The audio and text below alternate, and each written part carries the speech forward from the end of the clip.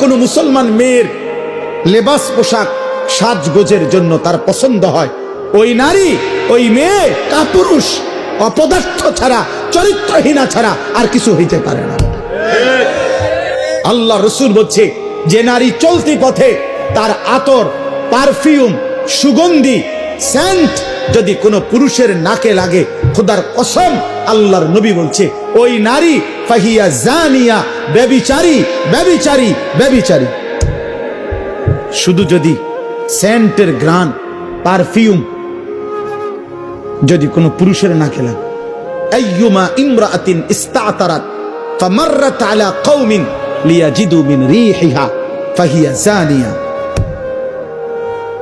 রাসূলুল্লাহ বলছে যে নারী চলার পথে এমন আতর লাগাইছে যে আতরের ঘ্রাণ পুরুষের নাকে লাগছে,